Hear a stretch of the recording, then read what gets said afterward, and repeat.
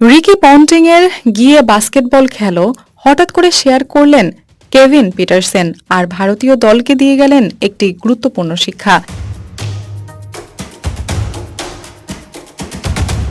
সালটা ছিল 2011। টি-20 ক্রিকেট তখনও অতটা জনপ্রিয় নয়। রিকি পন্টিং প্রেস কনফারেন্সে বলেছিলেন, আমি যখন থেকে খেলতে শুরু করেছি, ব্যাটিং করা মানে এটাই ছিল, যতক্ষণ না আউট হচ্ছি ব্যাটিং করব।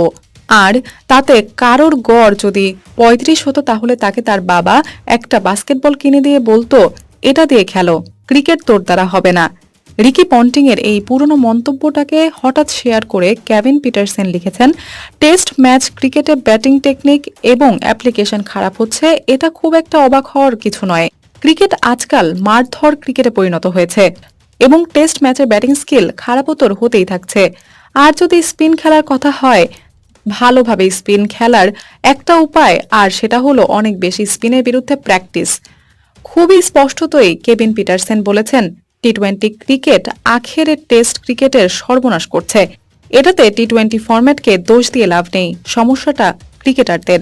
ক্রিকেটাররা সব ফরম্যাটকে সঠিকভাবে খেলার দক্ষতা রাখছেন না, যেটা কয়েক বছর আগে পর্যন্ত হচ্ছিল। পাশাপাশি বড় ইনিংস খেলার কেউ চেষ্টা করছেন না, যার কারণে 35 এভারেজটাকেও আজকাল ভালো বলে মনে করা হচ্ছে। কেভিন পিটারসেনের সাথে আপনি কতটা একমত? আপনার কি মনে হয়, ক্রিকেটাররা কি সব ফরম্যাটের সাথে মানিয়ে নিতে পারছেন না?